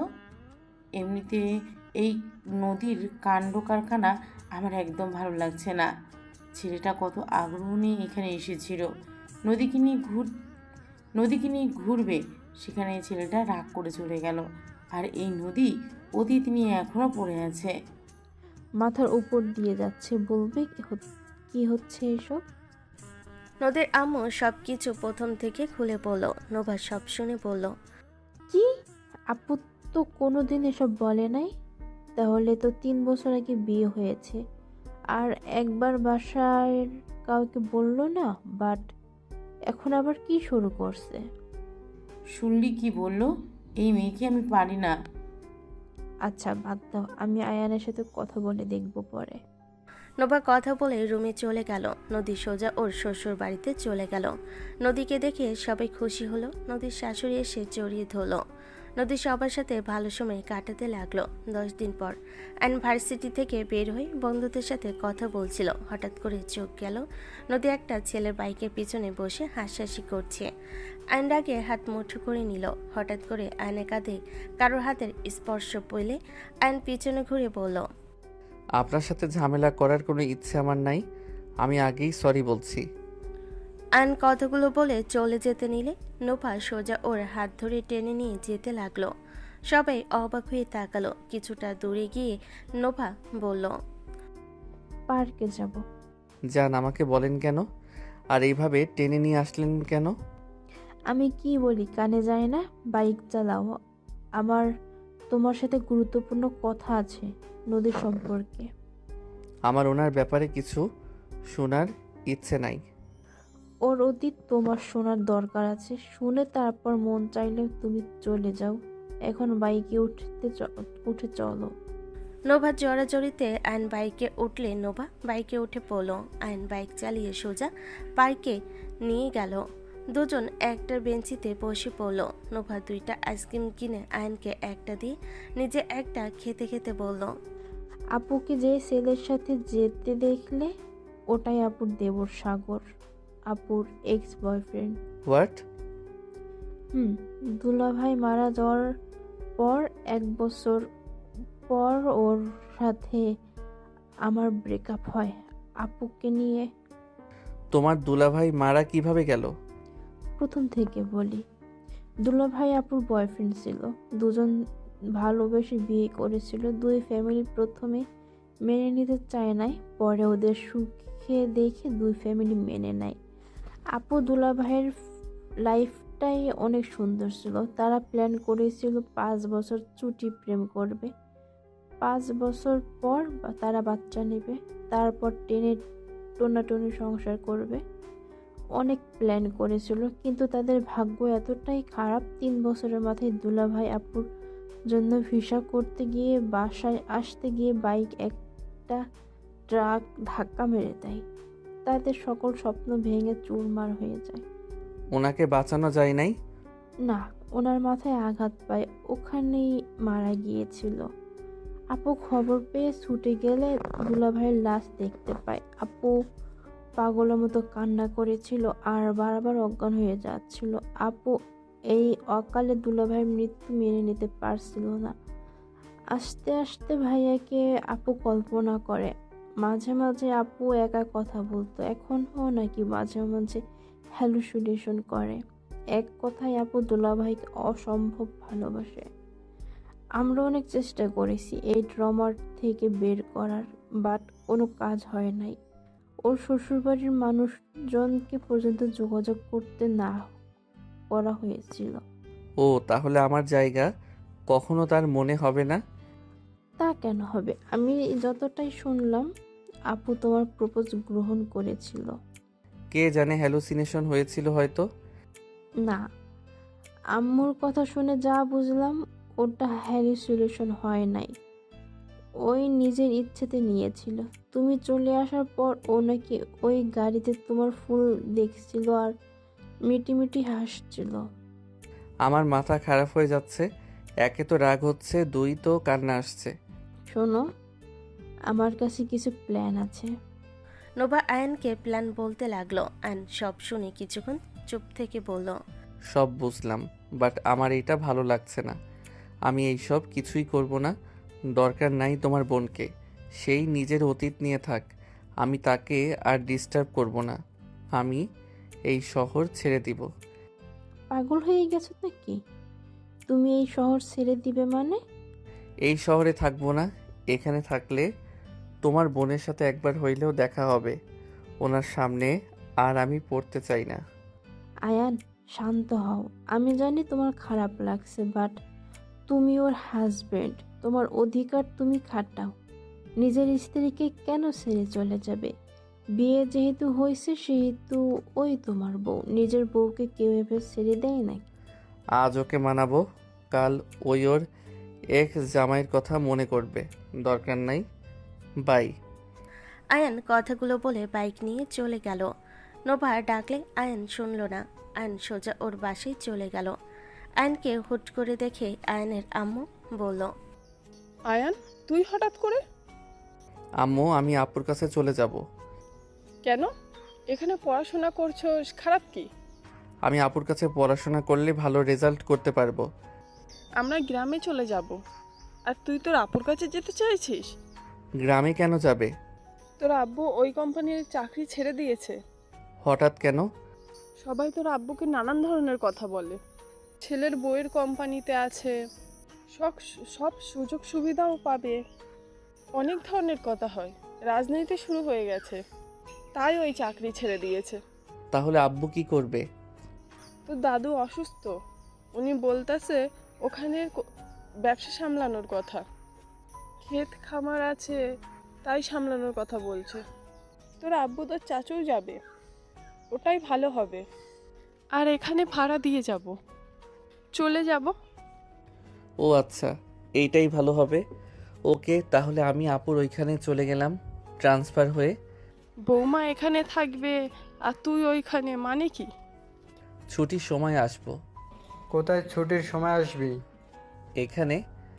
আয়নোর আব্বুর সাথে কথা বলতে লাগলো। সবাইকে রাজি করিয়ে আয়ন সব ব্যবস্থা করে নিল। 1 বছর পর আয়নের আপু বলছে, আয়ান, তুই ঢাকা যাবি? 2 বছর ধরে কোনো যোগাযোগ করি নাই। ওকে, তাহলে আমাদের সাথে চল। আয়ন রেডি হয়ে ওর আপু দুলাভাইয়ের সাথে বের হয়ে গেল। 3 ঘন্টা জার্নি করে আয়ন ঢাকায় পৌঁছে গেল। আয়ন বাসায় গিয়ে ব্যাকপ্যাক রেখে বলল, আপু, আমি ভার্সিটিতে যাচ্ছি, এখন সবার ছুটির সময়। ঠিক আছে। আয়ন বাসা থেকে বের হয়ে সোজা ভার্সিটির সামনে চলে গেল। ভার্সিটির ভিতরে ঢুকে সোজা ম্যাম স্যারের সাথে দেখা করলো। সবাই আয়নকে দেখে খুশি হয়ে গেল। সবাই আয়নের সাথে কথা বলতে লাগলো। কথা বলা শেষ করে রাকিব সাব্বির ক্লাসরুমের কথা শুনে আয়ন সোজা সিঁড়ি বেয়ে চলে গেল। ক্লাসের সামনে গিয়ে দুষ্টমি একটা ভয়েস দিয়ে বলল, তো বাচ্চারা কেমন আছো? আয়নের কথা শুনে সবাই অবাক হয়ে আয়ন বলে সোজা দরজার দিকে তাকালো। স্যার তাকালে আয়ন স্যারের সাথে কুশল বিনিময় করলো। আয়নের বন্ধুরা তাড়াতাড়ি করে ছুটে এসে আয়নকে জড়িয়ে ধরলো। আয়ন সবাইকে বলল, আরে পড়ে যাব, সবাই কেমন আছোস? এত মনোযোগ দিয়ে ক্লাস, বাহ, তোদের দেখে অনেক উন্নত হয়েছে। আয়নের কথা শুনে সবাই হেসে ফেলল। রাকিব বলে উঠল, ওই রাখ, আগে বল 2 বছর কোথায় ছিলে? কোনো খোঁজ খবর নেই? আয়ান, কেমন আছিস? স্যার, আমরা এখন ক্লাস করব না। স্যার হাসি মুখে বলল, বুঝেছি, এই গ্রুপ আর পড়বে না, যাও যাও। এতদিন পর বন্ধুকে পেলে। সবাই খুশি হয়ে বের হইল আয়নের সাথে। সবাই মিলে সারাদিন আড্ডা দিল। রাত 8টার দিকে তুলি বলে উঠল, অনেক তো হইল, চল। আমার আব্বু আম্মু তোর কথা শোনার পর যেতে বলছে। এখন পরে যাই? না, এখন চল। ওকে, বাইকের পিছনে বসে, আমি বাইক চালাই। মায়া মানুষের পিছনে আমি বসি না। আইসে নে, তুই চালা। এই থাক, আমি তাহলে আসি। আয়ন তুলি থেকে চাবি নিয়ে বাইকে উঠে তুলিকে নিয়ে চলে গেল। তুলি আয়নের দিকে তাকিয়ে থাকতে লাগলো। তুলি আয়নকে আয়নার ভিতরে তাকিয়ে দেখতে লাগলো। আয়ন তুলিদের বাসার ভিতরে গিয়ে বাইক থামিয়ে বলল, এতদিন পর আঙ্কেল আন্টির সামনে যাব, কেমন একটা লাগছে। আরে চল, সবাই অনেক খুশি হবে। আয়ন তুলির পিছন পিছন যেতে লাগলো। তুলি ভিতরে প্রবেশ করে বলল, আম্মু সারপ্রাইজ। তুলি সামনে থেকে সরে গেল। আয়ন সামনের দিকে তাকিয়ে হাসি মুখে সালাম দিল। সালাম দেওয়ার সাথে সাথে আয়নের মুখ মলিন হয়ে গেল। সামনে মানুষদের দিকে তাকিয়ে তুলি আম্মু সালামের উত্তর নিল। আয়ন বলে উঠল, আন্টি ভালো থাকবেন, আমি পরে আসবো। আয়ান, আয়ন চলে যেতে নিয়ে দাঁড়িয়ে গেল। নোভা আয়নের কাছে এসে বলল, আমাদের উপরে রেগে আছো? না, আপনাদের উপরে কেন রাগ করব? আমার রাগ করার কোনো অধিকার নাই। সেখানে আমার রাগ করা তো বিলাসিতা। আয়ান আপু। আয়ন পিছনে তাকাতেই থমকে গেল। নদী হুইল চেয়ারে বসে আছে, কোলে একটা বাচ্চা। আয়ন নদীর দিকে যেন তাকাতে পারল না। আয়ন চোখ সরিয়ে নিল। নোভা বলে উঠল, তোকে কষ্ট দেওয়ার ফল আপু পেয়েছে। আপু তোর কাছে ক্ষমা চাইতে চাই, একবার আপুর কাছে যা। আমার কারো কাছে যাওয়ার ইচ্ছে নাই। তুলি, আমি বাসায় যাব। আপু আমার জন্য টেনশন করতে পারে। তোমার আপু এসেছে? হ্যাঁ। এই 2 বছর কি তোমার বোনের কাছেই ছিলে নাকি? ওইখানে ভর্তি হয়েছি। ও ভালোই। বিয়ে শাদী করছো নাকি? জব হইলে বিয়ে করব, এখন ওইসব প্ল্যান নাই। আপাতত সিঙ্গেল লাইফ ভালো। ও হ্যাঁ, আপনি তো ডিভোর্স লেটার বানিয়ে রাখছেন মনে হয়। এইবার ডিভোর্স লেটারে সাইন করে যাব ভেবে এসেছি। আয়ান, আমাকে কিছু সময় কথা বলার সুযোগ দিবে? বলেন, শুনছি। আপনার হাজবেন্ড ভাবেন না আবার? আমি আয়ান। আমি সুস্থ হয়ে গেছি। আয়ান, তুমি সেদিন আমার সাথে ছিলে না। কোন দিন, কেমনে কি? নদী আপু প্লিজ থামো। ওইটা কার সন্তান? এমনি ওর নাম দিও না। ওকে আঘাত কম করো নাই, আবার অন্যজনের পাপের ফল ঘাড়ে চাপাও না। নোভা, এটা আয়ানের সন্তান। আয়ান, তুমি বলো না, যেদিন তুমি আমাদের বাসা থেকে রেগে গিয়েছিলে সেদিন তুমি আমার সাথে ছিলে না। আয়ান, ওরা কেউ আমাকে বিশ্বাস করছে না। আয়ান, তুমি ছাড়া আমাকে কেউ স্পর্শ করে নাই। আমার পুরো মনে আছে। আয়ান, বলো না, সেদিন তুমি আমার সাথে ছিলে না। Just shut up. নদী, তুই থামবি? বাজে বকা বন্ধ কর। আয়ান বাবা, রাগ না করে এখানে বসো। আমার মেয়ের জন্য আমরা লজ্জিত। কার সন্তান পেটে রেখেছে আল্লাহ ভালো জানে। এইটা আপনার সন্তান? আয়ান, এটা আমাদের সন্তান হবে। আয়ান, বিশ্বাস করো, এটা তোমার সন্তান। ওরা আমার কথা কেউ বিশ্বাস করে না। আমার মনে আছে, তুমি ছিলে আমার সেকেন্ডতম পরপুরুষ যে আমাকে ছুঁয়েছিল। আরহাম আমাদের দুজনের সন্তান। নদীর কথা শুনে আয়ন বাচ্চাটার দিকে তাকালো। বাচ্চাটা নদীর কোলে বসা থেকে খেলছে ছোট ছোট বল দিয়ে। আয়ান নদীর কাছে যেতে লাগলো। আয়ান নদীর সামনে বসে বাচ্চাটার দিকে তাকালো। বাচ্চাটার দিকে হাত বাড়িয়ে দিলে বাচ্চাটা আয়নের কোলে ওঠার জন্য এগিয়ে আসতে নিল। পড়ে যাবে যাবে আয়ন ধরে ফেলো। আয়ন কোলে নিয়ে বলল, এটা কি সত্যি আমার ছেলে? আল্লাহর কসম করে বলছি আয়ান, এটা আমাদের সন্তান। আচ্ছা আয়ান, তুমি ডিএনএ টেস্টও তো করাতে পারবে। এইটা করলে তো সত্যিটা বের হয়ে যাবে। ডিএনএ দরকার নাই। আমার সন্তান যদি হয়ে থাকে তাহলে আমি আমার সন্তানকে আমার কাছে নিয়ে যাব। তাতে আমি কি করব? আমার সন্তানকে আমি আমার কাছে নিয়ে রাখবো। আয়ন বাচ্চাটাকে নিয়ে চলে যেতে নিলে নদী আয়নের শার্ট খামছে ধরে বলল, আয়ান, এসব কি বলো? আয়ান, আরহাম ছাড়া আমার এই দুনিয়াতে কেউ নাই। আমার বাবা মা, আমার আত্মীয় স্বজন, কেউ আমার আপন না। আয়ান, দয়া করে এমন কাজ করো না। আমি ওকে ছাড়া নিঃস্ব হয়ে যাব। আল্লাহর দোহাই লাগে, এমন কাজ করো না। আমার সন্তানকে আমার থেকে আলাদা করে দিও না। আমি আমার সন্তানকে ছাড়া থাকতে পারবো না। ওকে ছাড়া আমার পুরো দুনিয়াটা অন্ধকার।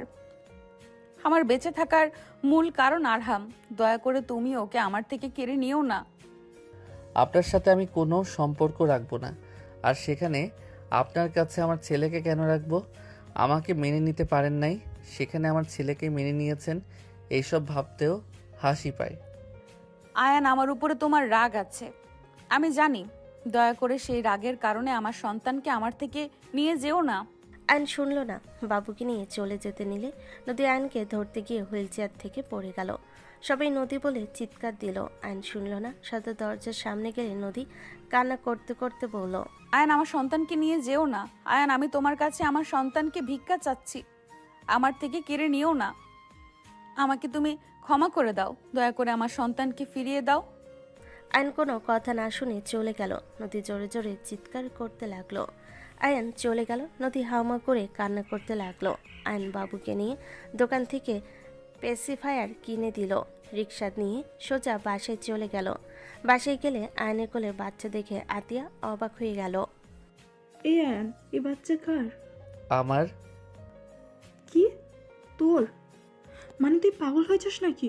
এই যার বাচ্চা দিয়াই, মা ছাড়া বাচ্চাটা থাকবে না। যা রেখে আয়। পাগলটা, সত্যি এই বাচ্চা আমার। যাই হোক আপু, তুমি তো ডাক্তার, তুমি এই বাচ্চা আর আমার ডিএনএ টেস্ট করতে পারবে? আয়ান, সব কিছুতে কিন্তু ফাজলামি ভালো লাগে না। সব কিছুর লিমিট আছে কিন্তু। আপু, আমাদের ডিএনএ টেস্ট করাও। আমি সত্যি সিরিয়াস, এইটা আমার সন্তান। আমার বউ বলল, বাট তারপরও বিশ্বাস হয় না।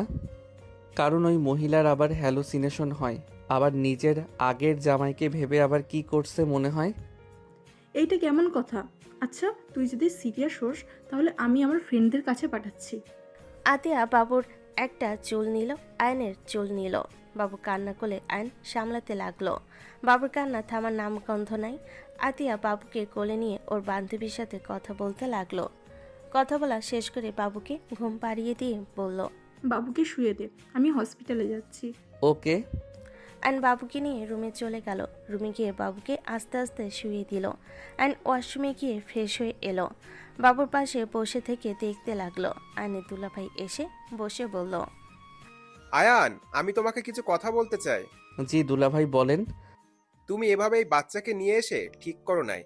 একটাই মা ছোট সন্তানকে রেখে কখনোই ঘুমাতে পারবে না। তুমি 2 বছর তার সাথে ছিলে না, হুট করে গিয়ে নিয়ে আসলে। ব্যাপারটা খুব খারাপ দেখাচ্ছে। ভালো করছি দুলাভাই।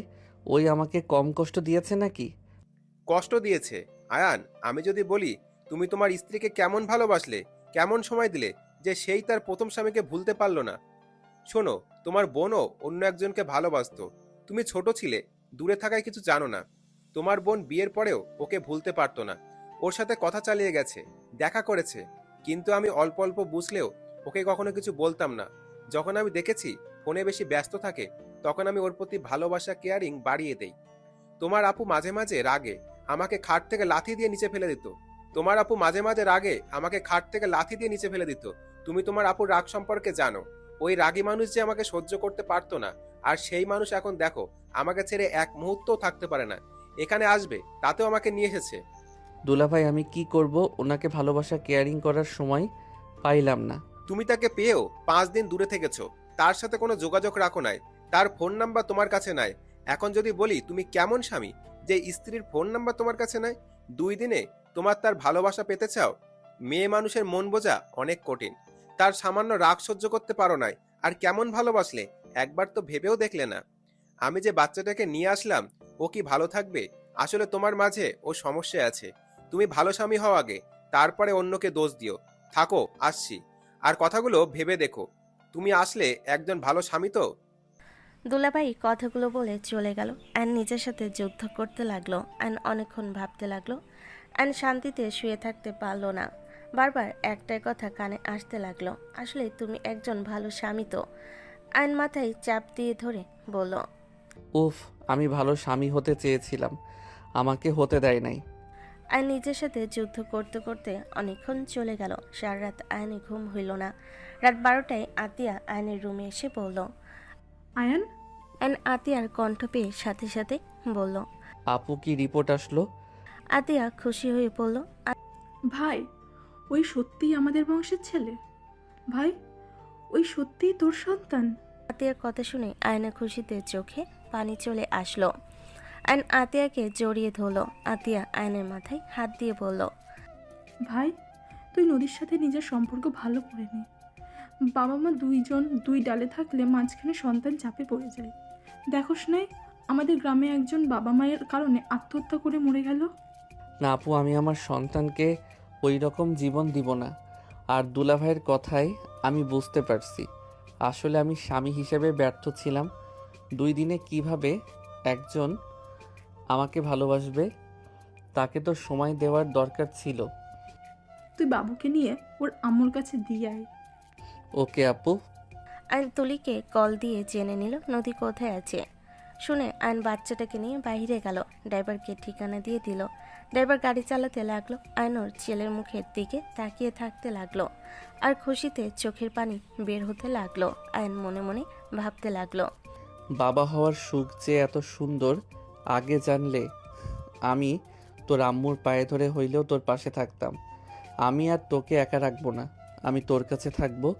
যেভাবে হোক তোর আম্মুকে আমার বশে করা লাগবেই। আয়ন আরহামের দিকে তাকিয়ে কথাগুলো ভাবতে লাগলো। আয়ন গেট খোলার জন্য বলে দারুণ আয়নকে দেখে অবাক হয়ে গেল। তাড়াতাড়ি করে গেট খুলে দিল। আয়ন গাড়ি থেকে নেমে বলল, আপনি চলে যান। আয়নের কথা শুনে চলে গেল। আয়ন বাবুকে নিয়ে সদর দরজার কাছে গিয়ে কলিং বেল চাপতে লাগলো। কাজের লোক দরজা খুলে দিল। বাসার ভিতরে ঢুকতে দেখে নদী কান্না করছে, চিল্লাপাল্লা করছে। নোভার আব্বু আম্মু সামলানোর চেষ্টা করছে। আয়নের দিকে চোখ গেলে নদী উঠে আয়নের কাছে আসতে গিয়ে পড়ে যেতে নিবে। সাথে সাথে আয়ন দৌড়ে গিয়ে ডান হাত দিয়ে ধরে ফেলল। আয়ন নদীকে বসিয়ে দিল। নদী আয়নের হাত থেকে বাবুকে নিয়ে তাড়াতাড়ি করে জড়িয়ে ধরে সারা মুখে চুমু দিতে লাগলো। আয়ানের দিকে তাকিয়ে বলল, ধন্যবাদ রে বাবা, তুমি ফিরতে এসেছো? তোমাকে কিভাবে যে ধন্যবাদ দেব। নদীর আম্মু কথাগুলো বলতে বলতে কান্না করে দিল। আয়ান নদীর আম্মুর সামনে গিয়ে বলল, আন্টি কান্না করেন না, সরি, আমি রাগের মাথায় নিয়ে গেছিলাম। আয়ান, ধন্যবাদ। নদীর আব্বুর কথা শুনে আয়ন অবাক হয়ে গেল। আয়ন খুশিতে বলল, আঙ্কেল, আপনি আমার সাথে কথা বলেন, তাহলে নিয়ে গিয়ে ভালো করছি। আপনি তো আমার সাথে শান্ত কণ্ঠে কথা বলবেন। আয়নের কথা শুনে সবাই হেসে দিল, নদী বাদে। নোভা কান ধরতে গিয়ে না ধরে পড়ল, ফাজলামি এখনো যায় নাই, ফাজিল একটা। হি হি। আপু হাত সরান। কি আমাকে আপু বলছিস? বা অনেক পরিবর্তন হয়েছে। হি হি হি। নোভা, রুমে যাব। আমি নিয়ে যাচ্ছি। আয়ন সবাইকে অবাক করে দিয়ে নদীকে কোলে তুলে নিল। বাবু শুদ্ধ। নদী বলল, কি করছো? চুপ। আয়ন নদীকে আর বাবুকে নিয়ে সিঁড়ি বেয়ে উপরে যেতে লাগলো। বাবু নদীর বুকের ওপর ঘুমিয়ে আছে। নদী আয়নের দিকে তাকিয়ে বলল, পড়ে যাবে তো, আমার হাত ধরে নিয়ে যাও। অত দুর্বল শরীর আমার না যে বউ বাচ্চাকে নিতে পড়ে যাব।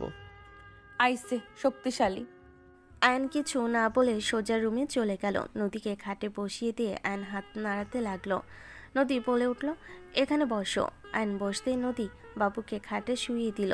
নদী আয়নের হাত নিজের কাছে নিয়ে এসে হাত টিপে দিতে লাগলো। আয়ন অবাক হয়ে তাকালো। আয়ন নদীর দিকে তাকিয়ে দেখতে লাগলো। নদী বলতে লাগলো, এইভাবে নিয়ে আসার কি খুব দরকার ছিল? আপনার পায়ে কি হয়েছে? আর হুইল চেয়ারে কেন? অ্যাক্সিডেন্ট করছিলাম। কবে? বাবু একটু অসুস্থ হয়েছিল, আম্মুর সাথে হসপিটালে নিয়ে গেছিলাম। আসার সময় হুট করে একটা গাড়ি সোজা ধাক্কা মারে। সবাই ভেবেছিল মরে গেছি। আমাকে হসপিটালে নিয়ে গেল, বেঁচে উঠলেও বাট হাঁটতে পারি না। এইটা নিয়ে আমার দুঃখ নাই। কোলে থাকতো, শুধু একটা জিনিস ভাবি, যদি বাবু আমার কোলে থাকতো তাহলে কি হইতো। আপনি কি কখনো ঠিক হবেন না? চিকিৎসা চলছে, সকাল সকাল হাঁটাহাঁটি করতে বলেছে, আগের থেকে অনেকটাই কমেছে। ধরে হাঁটাতে হয় নাকি? হ্যাঁ। হয়েছে, আপনার হাত ব্যথা করবে পরে। আর তখন পড়ে গেছিলেন, ব্যথা পাইছেন কোথাও? অল্প পাইছি পায়ে, সমস্যা নাই। তুমি কি চলে যাবে নাকি? চলে কেন যাব? এখানে থাকবো। কি এখানে থাকবে মানে? এক কথায় ঘর জামাই থাকবো। শুধু পরীক্ষা দিতে যাব, এখানে থাকবো, এখানে পড়বো। হঠাৎ এই প্ল্যান কেন? আমি নিয়ত করে নিয়েছি, যত যাই হোক বউ আর বাচ্চার থেকে দূরে যাব না। তুমি কি সত্যিই বিশ্বাস করো আমায়? সবাই তো আমাকে বিশ্বাস করে না। ওই আমার সন্তান, এইটা আমি জেনে গেছি। আরও কনফার্ম হওয়ার জন্য আমি ডিএনএ টেস্ট করছি। কি এত তাড়াতাড়ি কেমনে? আমার বোন একজন ডাক্তার, আর এখানে আপুর বান্ধবী আছে, উনি করছে। ও আচ্ছা। শুয়ে পড়েন, অনেক কান্না করছেন। পোশাক পরিবর্তন করব, তুমি একটু নিচে একজনকে পাঠিয়ে দিবে। আমি আপনার জামাই, আর আমি আপনার সব আগেই দেখছি। এত শরম কি আছে? আমি পরিবর্তন করে দিব। আসলে আয়ন কোনো কথার সুযোগ না দিয়ে দরজার সামনে গিয়ে দরজা লাগিয়ে দিয়ে বলল, কি পরবেন, শাড়ি নাকি নাইট ড্রেস? 3 পিস আছে দেখো। ওয়েট। আয়ন 3 পিস বের করে নদীর কাছে আসলো। আয়ন নদীর কাছে এসে শাড়ি বুকের উপর থেকে আঁচল সরাতে নদী লজ্জায় হাত দিতে গেলে আয়ন বলে উঠল, কি আজব, বললাম তো আপনার সব দেখছি, এত লজ্জা পাওয়ার কি আছে? দূর, চুপ করবে। 2 বছর আসছো, লজ্জা লাগবে না তো কি করবে? তোমার সাথে কি আমার বেশি কানেকশন আছে নাকি যে লজ্জা শরম চলে যাবে? তা ঠিক। আচ্ছা আমি তাকাবো না, অন্যদিকে ঘুরে খুলে দেই। আয়ন অন্যদিকে তাকিয়ে খুলে দিতে লাগলো। নদী আয়নের দিকে তাকাতে লাগলো। আয়নের হাতের স্পর্শে কেঁপে উঠতে লাগলো। আয়ন সব খুলে 3 পিস পায়জামা পরিয়ে দিই এক চোখ বন্ধ করে নদীর দিকে তাকাতেই নদী ফিক করে হেসে দিল।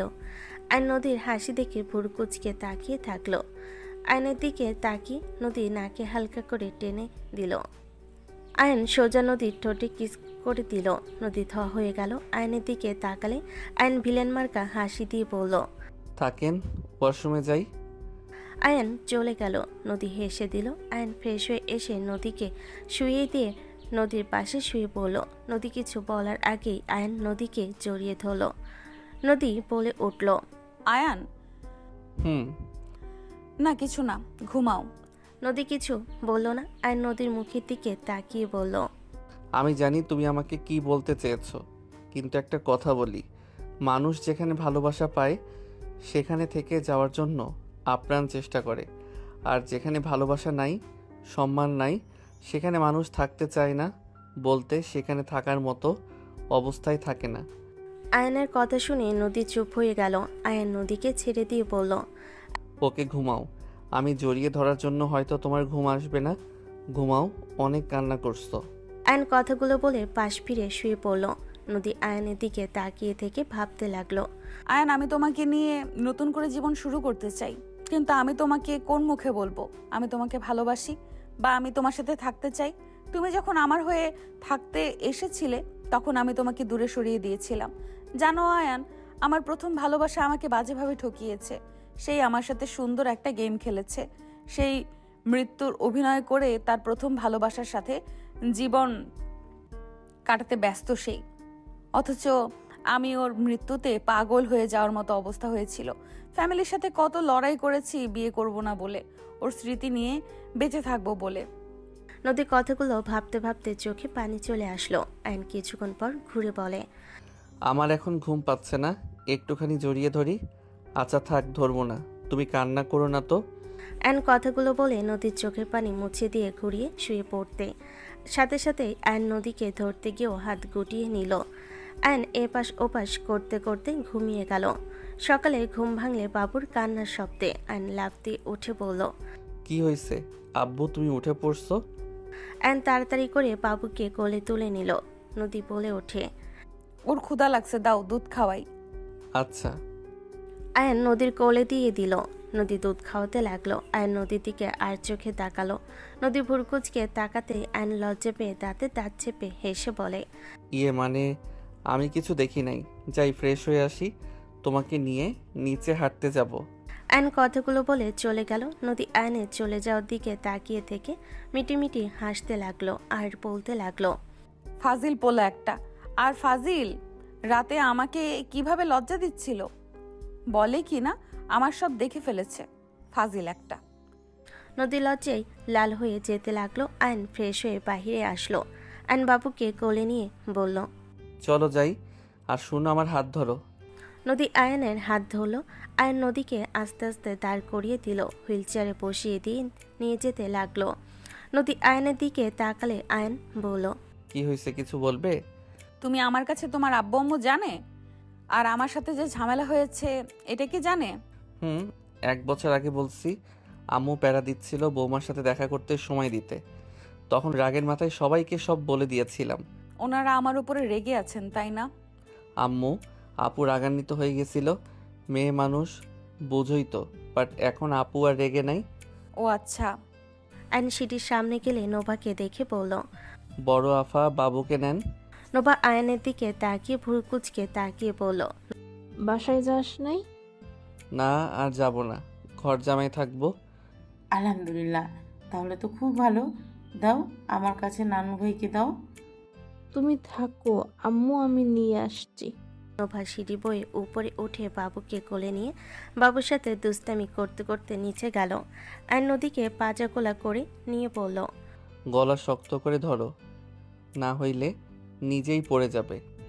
নদী শক্ত করে ধরলে আয়ন নদীর পায়ের নিচ দিয়ে হাত দিয়ে নিয়ে যেতে লাগলো। আর অন্য হাত দিয়ে হুইল চেয়ার নিয়ে যেতে লাগলো। নদী ভয়ে শক্ত করে ধরে থাকলো। নদী নিচে নামতেই আয়ন নদীকে হুইল চেয়ারে বসিয়ে দিল। নোভা বলে উঠল, বাবা তোর তো দেখি ভালো শক্তি হয়েছে। শালি আর বউকে একসাথে তুলতে যেন পারি, সেই জন্য শক্তি বানাইছি। কানের নিচে বাজাবো। আয়ন নোভার কথা শুনে নোভা একেবারে কাছে গিয়ে বলল, বাজা ও। রাগ কমে গেছে তুমি বলা শুরু করছস আর গাল এগিয়ে দিয়েছস। আম্মু না থাকলে বুঝিয়ে দিতাম। আয়ন সাথে সাথে মুখ সরিয়ে বলল, লুচ্চি। নোভা রাগি লোক নিয়ে তাকাতেই আয়ন নদীকে নিয়ে বলল, চলো। আয়ন নদীকে নিয়ে বাগানে গেল। নদীকে ধরে হাঁটানোর চেষ্টা করতে লাগলো। নদী আয়নের হাত শক্ত করে ধরে হাঁটার চেষ্টা করতে লাগলো। নদী ব্যথায় কান্না করতে লাগলো। নোভা বাবুকে নিয়ে দাঁড়িয়ে বলল, ব্যায়াম আছে কিছু, ওইগুলো করা। ব্যথার ভিতরে আবার ব্যায়াম করব, ব্যথায় কান্না করতেছে। কিছু করার নেই, তাছাড়া ঠিক হবে না। আর নোবার কথা মতো সব করতে লাগলো। সব করা শেষ হইলে নদীকে হুইল চেয়ারে বসিয়ে দিয়ে ওর সামনে হাঁটু গেড়ে বসে হাঁটুতে চুমু দিয়ে বলল, জান কান্না করো না, ঠিক হয়ে যাবে। দেখি কান্না করে কেউ এভাবে। আয়ন নদীর চোখের পানি মুছে দিতে লাগলো। নদীর হাত ধরে চুমু দিয়ে বলল, ঠিক হয়ে যাবে, কান্না করো না। নদী আয়নের সান্ত্বনা করা দেখে নদী খুশিতে আরো কান্না পেল। নদী আয়নের হাত ধরে শক্ত করে জড়িয়ে ধরল। আয়ন অবাক হয়ে গেল। আয়ন নদীকে ছেড়ে দিয়ে নদীর ঘামগুলো মুছে দিয়ে বলল, চলো বাসার ভিতরে। আয়ন নদীকে নিয়ে বাসার ভিতরে গেল। নদীকে সোফায় বসিয়ে দিয়ে বাবুকে কোলে নিল। বাবু আয়নের কোলে গিয়ে খুশি হলো। আয়ন তাকালে সাথে সাথে হাসতে লাগলো। আয়ন দুষ্টামি করলে বাচ্চাটা হাসতে লাগলো। নদী আয়ন আর বাবুর দিকে তাকিয়ে ভাবতে লাগলো। রক্তের টান বলে কথা, একদিনে কত মিল হয়ে গেছে। আমার ছেলেটা কত সুন্দর বাবাকে পেয়ে। আয়ন বাবুকে নিয়ে খেলতে লাগলো। নোভা আয়নের দিকে তাকিয়ে বলল, ভাই তুই অনেক ভালো রে। হঠাৎ এই কথা কেন? বাবুকে তুই নিজের সন্তান হিসেবে মেনে নিয়েছিস, আবার আপুর কেয়ার করছিস। আমি কোনো ভালো না, এইটা আমার সন্তান। সবাই অবাক হয়ে গেল। নদীর আব্বু তাকালে। নোভা ভুরু কুচকে তাকিয়ে বলল, কি? এইটা কেমনে সম্ভব? যেমনে সম্ভব তেমনে। আচ্ছা চুপ করো, আম্মু কল দিচ্ছে। আম্মু জানে না আমি এখানে আছি, জানলে অনেক রেগে যাবে। আয়নের কথা শুনে সবাই চুপ হয়ে গেল। আয়ন কলটা রিসিভ করলো। আয়ন কল রিসিভ করতেই বলল, আয়ান, তুই তোর আপুকে নিয়ে গ্রামে আয়। আম্মু কিছু হয়েছে নাকি? তোমার কণ্ঠ এমন লাগছে কেন? তোর দাদু অনেক অসুস্থ, তোকে তোর আপুকে দেখতে চাইছে। আচ্ছা আম্মু, আমি আসছি। তাড়াতাড়ি আসিস, আবার লেট করিস না। আরে করবো না, শুধু শুধু কথা শোনাও না তো। ওকে আয়। আর তোর বোনের ফোন বন্ধ কেন?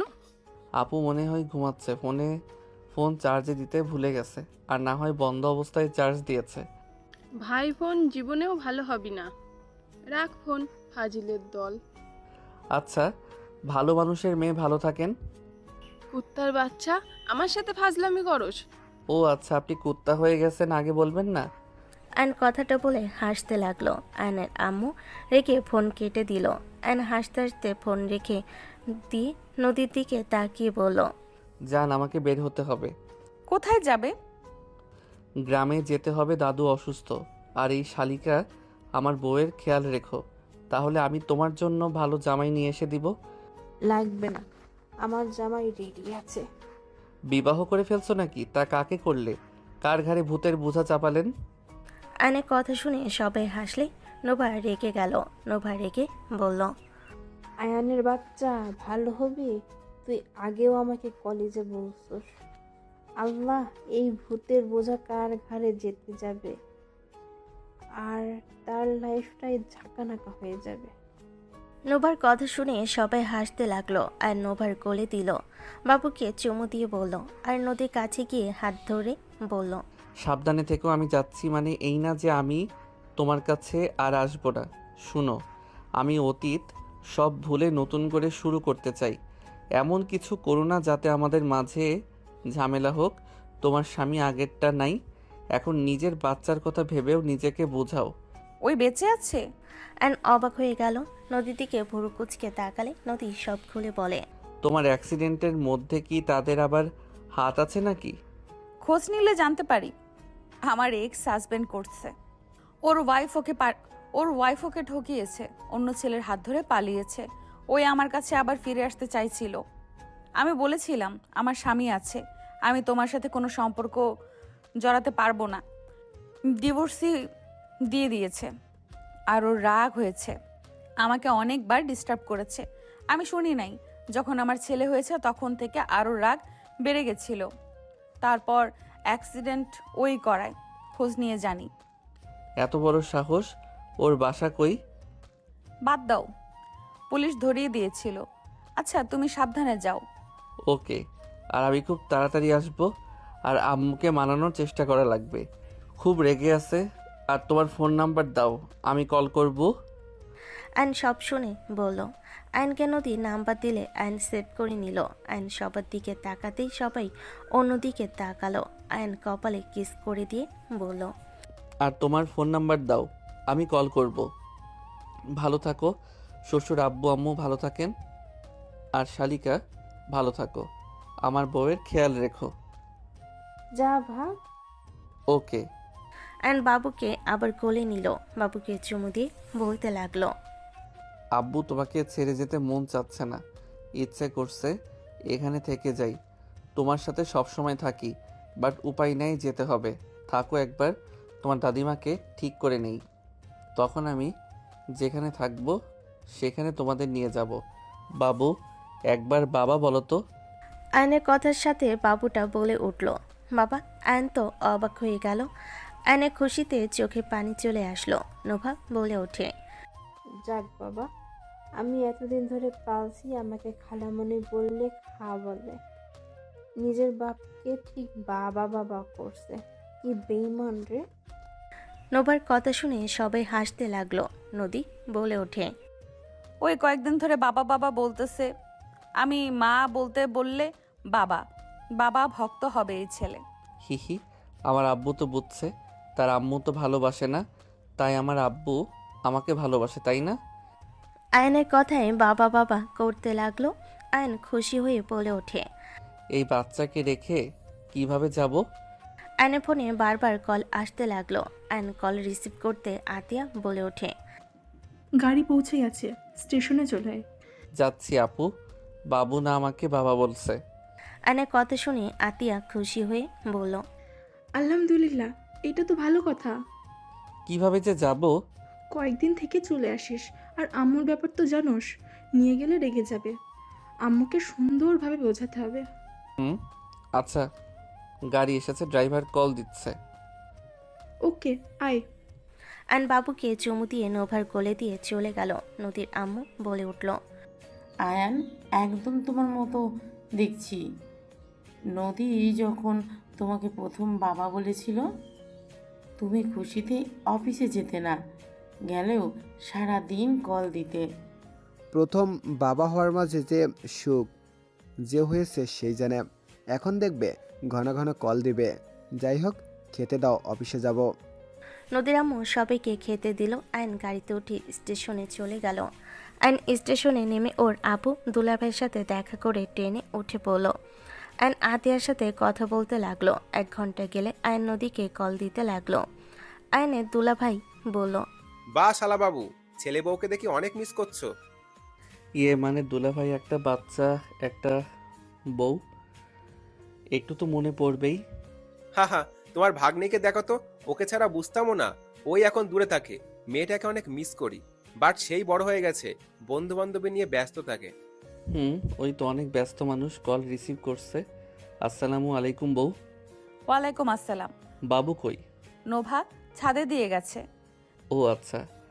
আয়ন নদীর সাথে কথা বলতে লাগলো। আয়ন দুলাভাইয়ের সাথে পরিচয় করিয়ে দিল। দুলাভাই আতিয়ার সাথে কথা বলতে লাগলো। 3 ঘন্টা পর গ্রামে চলে গেল।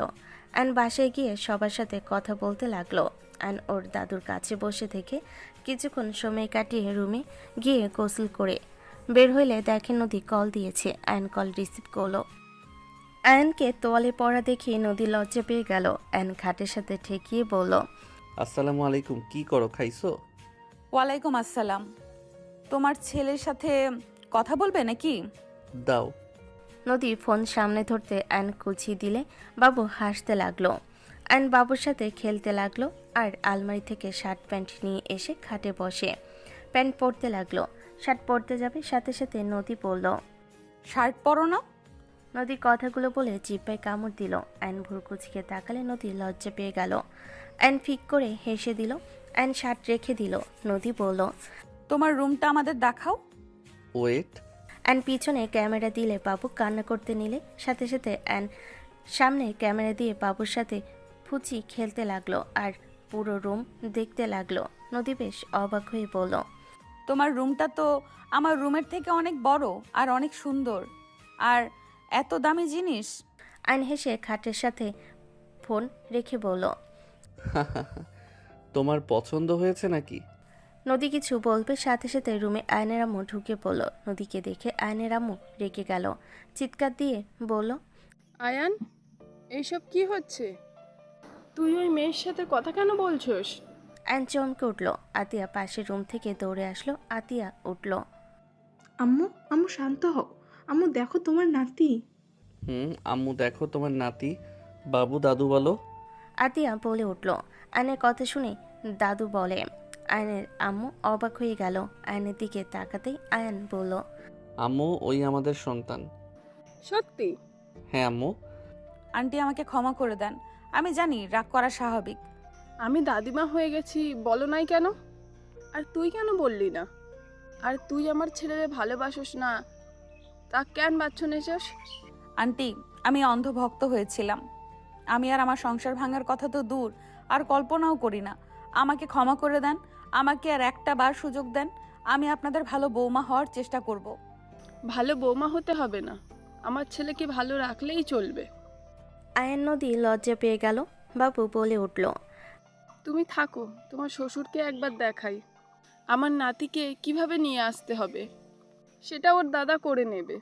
আয়নের আম্মু খুশি হয়ে নিচে গিয়ে সবাইকে ডেকে বাবুকে দেখাতে লাগলো। সবাই খুশি হয়ে নদীর আব্বু আম্মুর সাথে বলতে লাগলো। তাদের সাথে কথা বলা শেষ করে আগামীকাল বড় অনুষ্ঠান করে বাবুকে নিয়ে আসবে বলে দিল। আয়নকে ফোন দিলে আয়ন রুমে চলে গেল। নদী বলে উঠল, আয়ান, তোমার দাদুর নাম করা ব্যবসায় তুমি তো আগে বলো নাই। দাদুকে এত সম্মান কেন দিচ্ছ? আয়ান, তোমার দাদু নাম করা ব্যবসায়ী, তুমি তো আগে বলো নাই। তোমার ধারণা আছে ওনার কত নাম ডাক? আমাদের বিজনেস ওনার কাছে কিছুই না, বাট তোমার আব্বু আমাদের কোম্পানিতে ছিল, একটা তো আমাদের সৌভাগ্য। ও আচ্ছা, বাদ দাও, আগামীকাল তাহলে দেখা হচ্ছে। হুম। দুজন কথা বলা শেষ করলো। আগামীকাল সবাই নদীদের বাসায় চলে গেল। সবাই আনন্দ করে সবাইকে নিয়ে চলে আসলো। বাবুকে নিয়ে সবাই পাড়াপাড়ি দিয়েছে। নদীর আব্বামু সবার সাথে গল্প করতে লাগলো। রাত 12টার দিকে আয়ন রুমে গেল। আয়ন রুমে গেলে নদী আয়নের দিকে তাকালো। আয়ন নদীকে বলল, কি ম্যাম, থাকতে পারবেন এই বাসায়? আপনি যেখানে আছেন আমিও সেখানে। তাই নাকি? হ্যাঁ, আগে এদিকে একটু আসেন তো। আয়ন এগিয়ে গেলে নদীর সাথে সাথে এক টান দিয়ে শার্ট খুলে ফেলল। আয়ন কিছু বলার আগে নদী আয়নের বুকে কিস করতে লাগলো। আয়নকে খাটে ফেলে দিয়ে ঝাঁপিয়ে পড়ল। আয়ন বলে উঠল, 2 বছরের আদর একদিনে করবে নাকি? চুপ করো, তুমি কত খারাপ। আমাকে আগামীকাল নিজের দেহ দেখিয়ে আমাকে পাগল করে দিয়েছিলে, আর এখন কাছে পেয়েছি, আমি তোমাকে ছাড়বো? একদম না, রেপ করব তোমাকে। নদীর কথা শুনে আয়ন হাসতে লাগলো। আয়ন নদীকে নিচে ফেলে দিয়ে বলল, ম্যাম, আমি যদি ধর্ষণ করি তাহলে কি আমার পাপ হবে? না। দুজন হেসে ফেলল। দুজন একে অপরের উপর ঝাঁপিয়ে পড়ল। বাকিটা ইতিহাস।